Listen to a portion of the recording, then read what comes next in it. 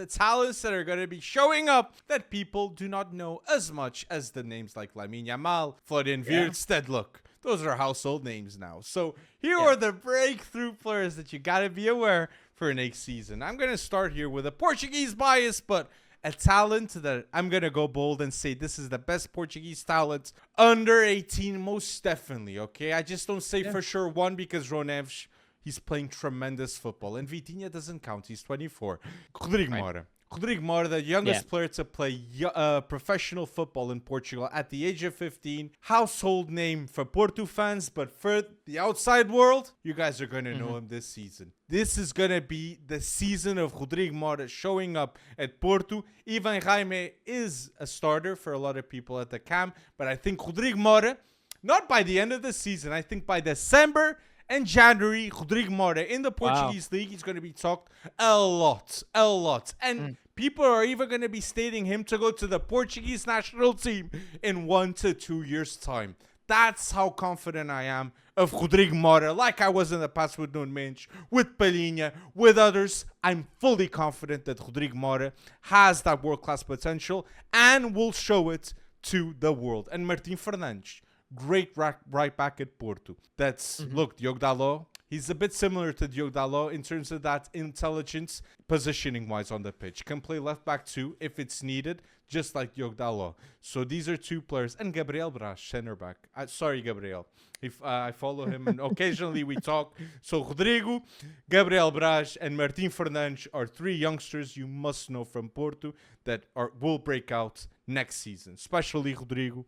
That is world-class potential, like I stated. Yeah, I mean, I like. Oh my gosh, Alan Varela, Nico Gonzalez, and then if you have Rodrigo taking over from Ivan Jaime, you've got an average age of like 20 in there, in midfield. That's a lot of fun. And then, so how long do you think it takes for Martin Fernandes to take over João Maria's job? Martin Fernandes, I think, will start. I think João Mário could even be sold. Let's see what's going to happen at Porto, because Porto has Diogo Costa, Galeno, players that, look, they're not in the best financial position. They're not in the Champions League. And we know Villas-Boas likes to... He has his own thoughts sometimes. You know, we saw that at Tottenham. I'm not saying he has wrong thoughts. He's a football savant, I believe, André Villas-Boas. At the age of 25, all the UEFA courses he had already. So he's the right man to guide a team like Porto that has talents like Martin Fernandes and Rodrigo Mora. I'm confident about it. He extended too, Rodrigo. 45 million release clause. That for sure. Like, he's getting another extension, and not at the end of the season. It's going to be in January, February. I'm calling it. Well, they might need it by December if he's taken over the starting position by December at FC Porto. But that's a good shout. And one I had a feeling you were going to throw on here. The first one. Because it's not the first time we've heard his name. All right. Well, mine is you know me. I have a little bit of a soft spot for the Pro League. We were talking in another segment. We were talking about Bilal El Khanous. Everybody knows my love for Bilal El Khanous. At 20 years old, he's like too old. No, just kidding. But there is another name. There is another name in the gang space, another 10, if you will, another Cam, whatever you want to call it. And it is somebody that if I say his name, it's going to sound Greek, but he is very much in the Belgian system. Konstantinos Karetsas, 16 years old, debuted for them last season. I think he also had an assist as they were making a push to stay in the race for the Pro League title. On top of that, Karetsas has already been showing really good stuff in the early days friendlies. Doesn't necessarily mean much, but I think he's already got a goal. He's got an assist.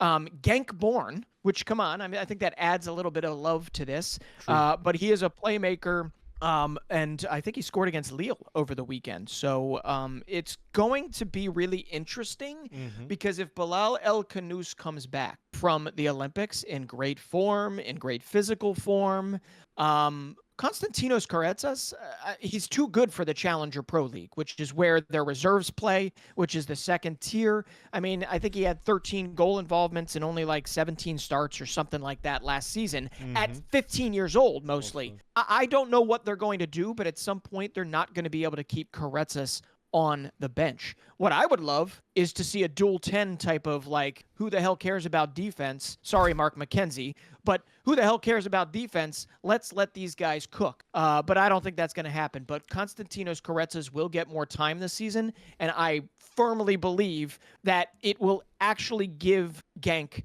the ability to capitalize off of Bilal El-Kanous's rising value, because he's a flippin' genius too, in my opinion. So El-Kanous with Karetzas right behind him, Genk is set at the 10 for years to come. Those are two terrific names. Terrific, Breton. Yeah. And to go with the same line, mentioning two, I've got another Portuguese, Rodrigo, that I'm going to mention in this video. Comment down below if you know who it is. Giving a hint, Wolves. But the other players, I have to say, Lucas Bergvall and Mikey Moore. Unreal what Tottenham has right there. These are two elite youngsters, and Mikey Moore especially. Mikey Moore in his last Mikey Moore in his last 11 starts, he's got 15 goal involvements. That includes a hat-trick against Croatia. That includes a goal against France, goals against Spain. Top talents, under 17 euros, highest level, okay, in that age group. I know Lamine Yamal's not there, though. But what the highest level for a tournament. And Mikey Moore was one of the best players in that competition, next to Rodrigo Mora. So I'd be lying to you if I'm mentioning Rodrigo Mora here, and we're going to mention Camarda too. I have to mention Mikey Moore, okay, because this player, Mikey Moore, has a real chance to play in the Premier League next season and be impactful. And that's what's mad. Bergvall and Mikey Moore both can have an impact for Tottenham to finish top 4 Champions League football, and they're youngsters. So pay attention to Tottenham next season with these two youngsters. That Mikey Moore, in situations of one-on-one, he's one of the best under 18 youngsters in the world of football. Say that confidently. And there's Echeverri, Messinho, others that are extremely talented in one-on-one situations. But Mikey Moore with Ange Postecoglou, direct football. I'm very excited for that in terms of development. So pay attention. Wanted to say it. Oh, and Tottenham fans, it doesn't stop there, does it? Exactly. They went out and spent on Archie Gray, 40 million plus on an 18-year-old, plucked literally royalty, Leeds United royalty, considering I think his grandfather or his father and his grandfather played for Leeds United. His brother's playing. Plucked him. His brother, his brother's. You're right. His brother's pretty good too. But they plucked him from that setup. They obviously got him paid, and I think he's going to play a massive part this season as well. But Archie Gray is one I need to throw out there because we followed him since Leeds. They did look like they were going to get promoted last season. It did not happen in the end. But Archie Gray played out of position until that position became his position, right? He made that right back position his own for them, but then can slot in the midfield, can actually slot in the center of defense. He's still growing. So it doesn't just stop with Mikey Moore and Lucas Bergvall, who looked phenomenal on ball. I only hope his injury is not that serious. But Archie Gray is another one that I've got to throw out there. And I'm not even done yet with Tottenham, Alex, because you've got on loan to Westerlo, back in the Pro League for me. On loan, you've sent Luka Vuskovic, right? Center back, 17 years old now, did really well in the extra klasa in the Polish league. Thank you very much for Radiomek, and was vital for them staving off relegation and actually firing off a few wins, in some of which putting out his astounding ability to win aerial duels. He, like, for a 17 or 16-year-old when he was there, now I think he's 17. It is absolutely phenomenal in a very, very physical league like the Polish Ekstraklasa. But now he moves to Westerlo. And Westerlo I know very well because there are some Americans there, and Brian Reynolds. You've got Griffin Yao there, and you've got some young players that are given the opportunity. Vuskovic by the end of the season, I don't think I'm going too far by saying he could be team of the year by the end of the season at Westerlo, because they were fun to watch last season at times, but when they fell on hard times, they fell into a real big rut. I think they're going to take a step up next year because Vuskovic is there at center back. And then he comes and he starts next to Romero. Vuskovic. Yeah. I mean, it's a good time to be a Spurs fan. I know you want a direct line to UCL football every season and all that, but these kids are good. I mean, Bergvall. I mean, we haven't even mentioned Alfie Devine. We haven't even mentioned Alejo Veliz, who was at Sevilla, who could be a decent striker piece. I'm forgetting Tyrese Hall is very good and should see some time for them. Lancashire has shown very well. Yeah, I mean, you know what? Good job, Spurs. Good job. Continue that development. I think that system, that setup, that academy setup is slept on. Spurs. And I hope it continues. I hope these guys do have outsized performances in whatever Spurs have success-wise this season for them. But yeah, Archie Gray, Bergvall, Moore, Vuskovic, good start. And these are players that benefited a lot of being in the UEFA Youth League. Vuskovic with Ajax Split, obviously, but Halfie Delvin and Oliver Skip even at the time. They were standout names in the Youth League, and now they're standout names in the Premier League. So thank you, UEFA Youth League, for helping the development of many of these players. Just like Rodrigo Mora, that I stated. Look, lost AC Milan in the semi-final, but boy, oh boy, Francesco Camarda. I'm going to mention him now because it just makes sense. Why not? Rodrigo Mora lost to him in the semi-final, and the final we lost Portugal to Italy with 2 goals of Francesco Camarda. That if you're living under a rock, and you live in Italy especially, in Milan, and you do not know about Francesco Camarda, come on, people. World-class potential striker. There are not a lot of them. Hendrik, okay, world-class potential too. Shiduabi, world-class potential, okay. But Camarda is different for me. Camarda is the one that gives me the most guarantees in terms of talent I actually see. And Camarda is going to play in Serie C in Milan Futuro. So it's like it's the second team of AC Milan that plays professional against professional players in the 3rd division. So that is going to be a tremendously good experience for Camarda, and I expect to see him in the first team of AC Milan scoring goals at the age of 16, 17. Then the next season, Francesco Camarda, mad. And Italy need a goal scorer. It's not Immobile anymore. It's definitely not Balotelli anymore. It has to be Francesco Camarda. The hopes of Italy rest in the 16-year-old. I've got to say. And I think they've set it up. I think they've set it up pretty nicely. Whoever's pulling the transfer strings at AC Milan, bringing in Alvaro Morata, potentially even bringing in Nicholas Füllkrug beyond that to be their striker source to take over for Olivier Giroud. With Francesco Camarda, I think that's just a firm sign like, hey, we're not signing a 23-year-old striker. Right. We're not going after somebody that's going to be set in place for the next 10 years. We're going after guys a little bit younger than Giroud, but guys that are consummate professionals, guys that obviously can score goals, and guys that have something to offer you, Camarda. But this is your place as we help develop you. And that is a testament, I think, to realizing what kind of a diamond they have on their hands there at AC Milan. And to help your thought process, they were going for Xerxes. They didn't sign Xerxes. Oh, yeah. They went for a Morata instead. So, United did swoop in. But Morata is their choice. Very well said, Breton. To help the development. Captain of Spain. Helped Lamine and Nico. I could think of worse. I mean, come on, Morato is that is. I don't know why I just said Morato. That is a center back for Benfica. Morata. That is a great signing from Milan. I know Morata gets a shtick for his inability to have 35 goal years, but there's a reason why he's played for these top teams his whole life. There's a reason why he never takes a step down in terms of the quality of sides that he plays for. Amazing agent. Yeah, that too. But he play also at has Real, something to Chelsea, offer on the Juve, pitch. Milan. Come on, this man's getting more commissions than anyone else just with one player. It's true. He's feeding a whole family and then some. That's for sure. But I think Morata and Rafa Leao, with Christian Pulisic, and he's with a family Chukwueze. man. And he's a family man, Morata. That we have to respect that a lot. Big deal. It's for a young player like Camarda, it's good to have talks with Morata, like saying, "Look, absolutely, what can I learn from you off the play, off field? What do you do? Routines." That's very well stated. like Giroud. Yeah. Giroud. And that's And Ibra. recently, That's Ibra thought yeah, process right that's there. true. That's Ibra would think That's like true. that. He'd say these young Yeah. kids, they're not gonna play. They're not gonna learn from players that are always on social media. They're gonna learn from players like for you. I love it, Bretson. Well said. Yeah.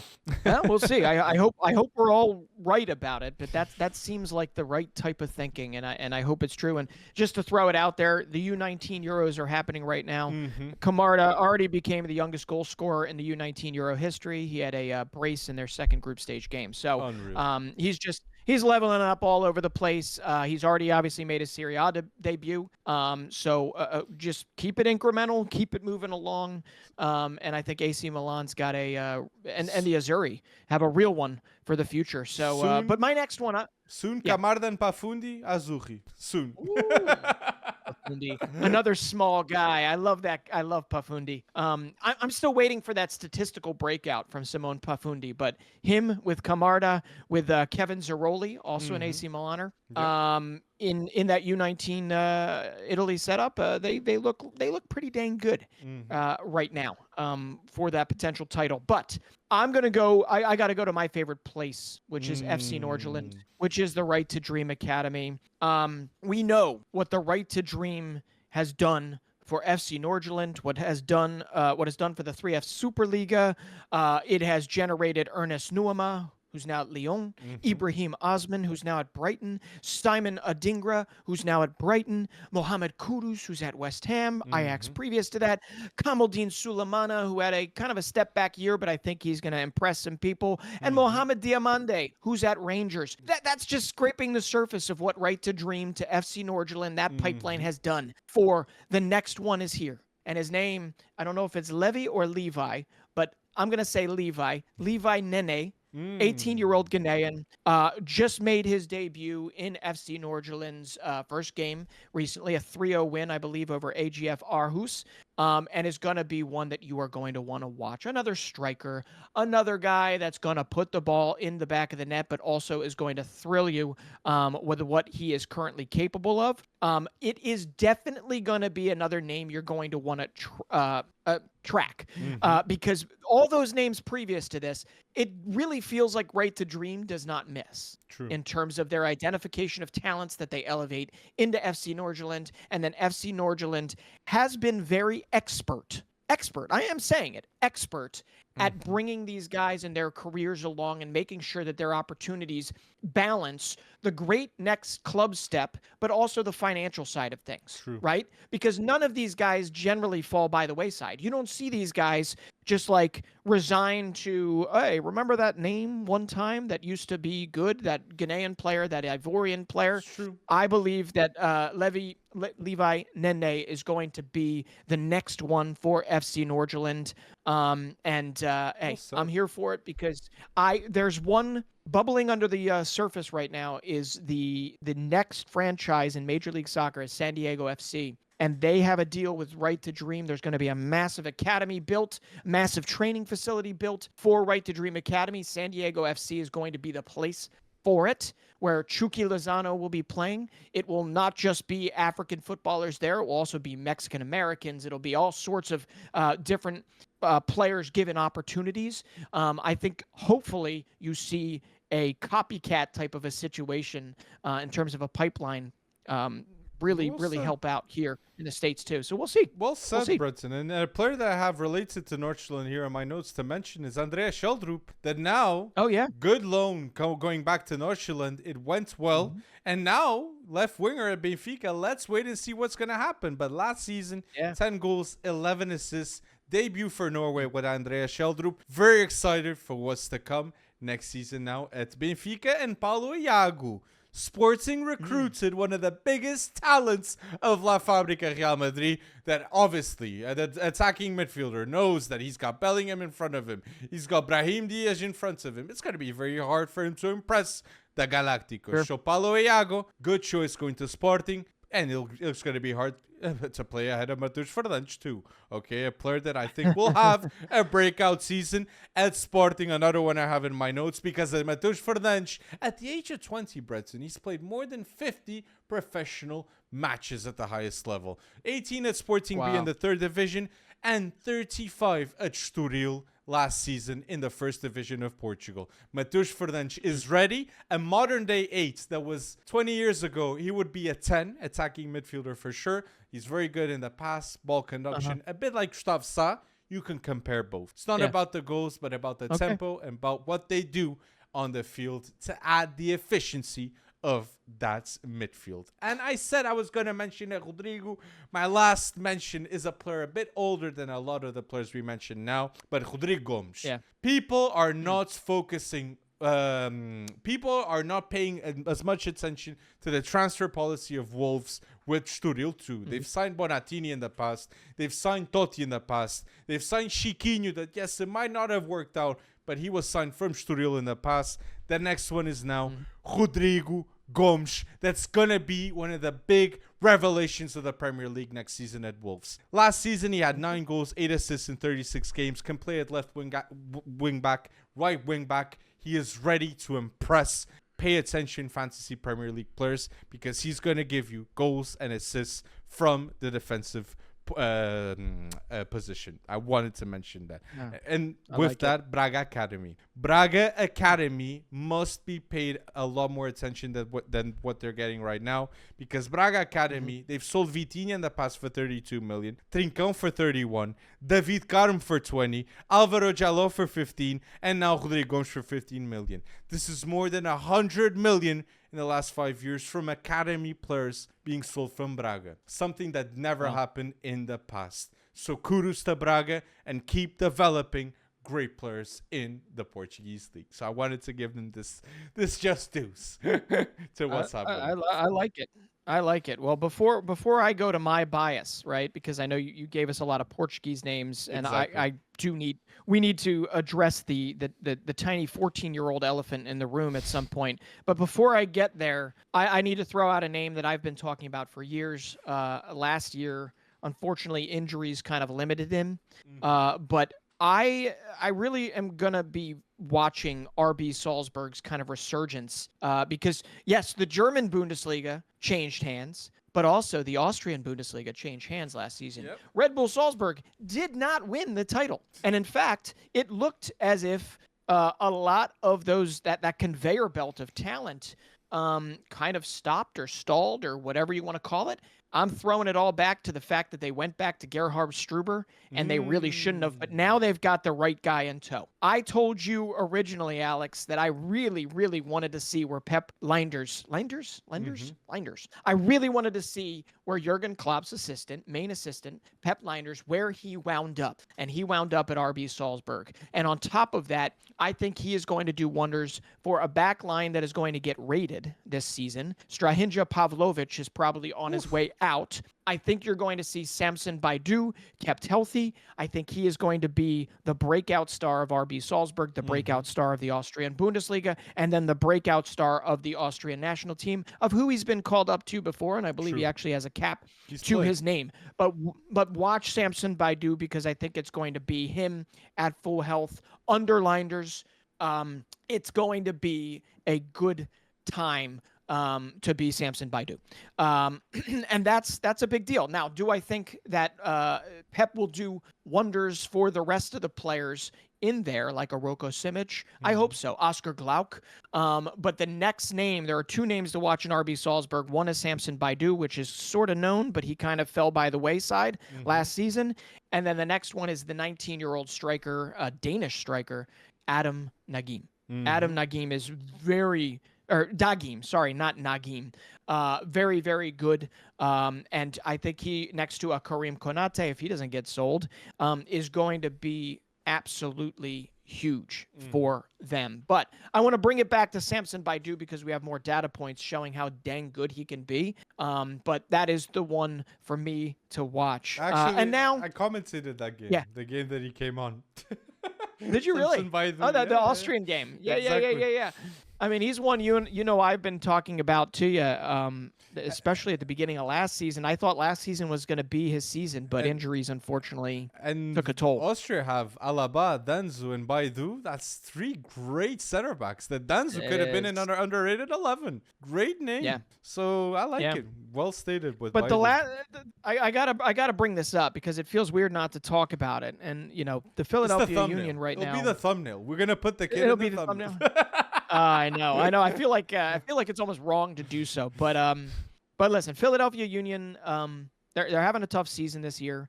But what people have been able to take away, or at least those of you that have listened to FC Wonderkid know that what I have always been very positive about the Philadelphia Union, even when they're in a rut, even when they're not successful on the pitch. It pains me that they don't spend a lot of money, but it also warms my heart that the money they do spend, they're very protective of their youth prospects, of their academy, and becoming a selling league. And that's why you've got a selling club. That's why you've got Paxton Aronson, who will be turning it out for FC Utrecht this season on loan. You've got Brennan Aronson, who'll be back at Leeds, who's had some good showings, but we would like to see more this season. You've got Mark McKenzie. There are names that are breaking in. You've got Jack McGlynn and Nate Harriel that are heading to the Olympics.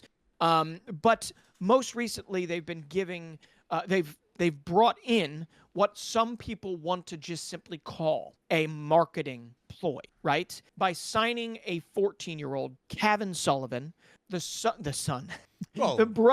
younger brother of Quinn Sullivan, 20-year-old midfielder striker, had a banger of a goal midweek this season. But they want to kind of paint it as this disgusting farce. And I just want to push back on that some because the Philadelphia Union are very serious about this kid. They're also very serious about protecting City is also protecting him. And Manchester City, and that was what I was getting to. There is a big understanding that the canvas has yet to be painted here, right? He is a beginning stage, but he is slowly going to be working into a professional role over time. I think you will see him play in the League's Cup because he's good enough. Not because there's some marketing ploy out there that the Philadelphia Union need to capitalize or they'll go under. That's not the case here. Kevin Sullivan is incredibly good for a 14-year-old. He's also incredibly good for a 15, a 16, a 17, and an 18-year-old. Okay?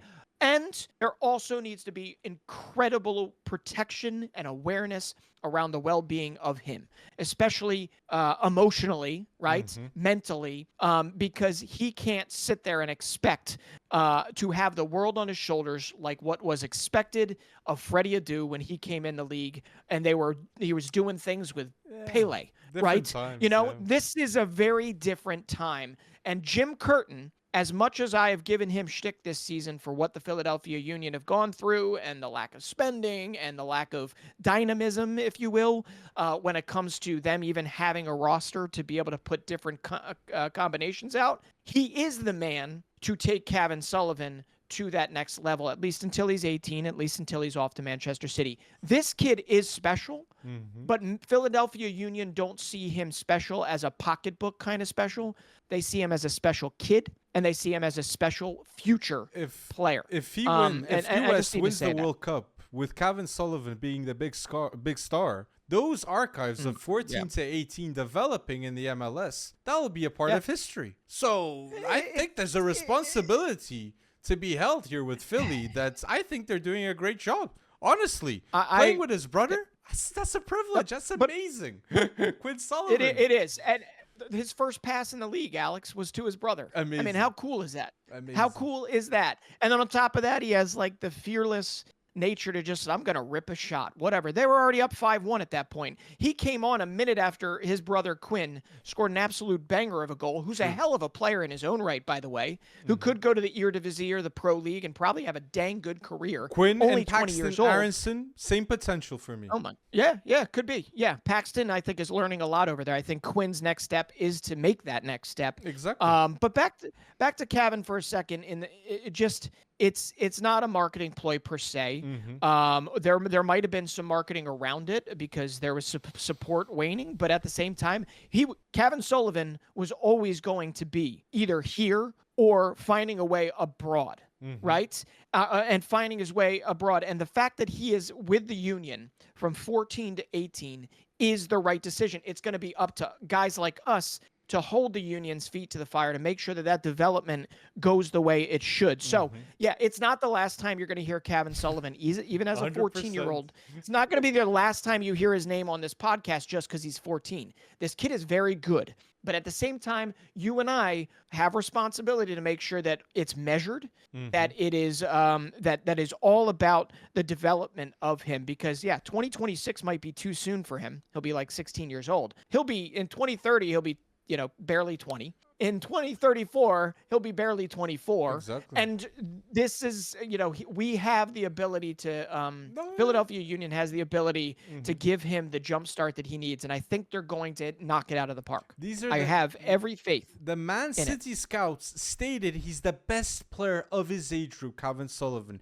Those people are the same ones that said Jeremy Frimpong was a baller when a lot of people hated. Brahim Diaz was the right player. A lot of people hated. They are the ones identifying players when a lot of people are like doubters. So if they're stating that City group with a groupman are stating that this player can be one of the best in the world playing until the age of 18 at Philadelphia, I believe that can happen. Okay, one day Phil Foden and Kevin Sullivan, that would be amazing to watch. But yes, people, listen, he's in the right place. That's all I wanted to state. Exactly. He's in the right place.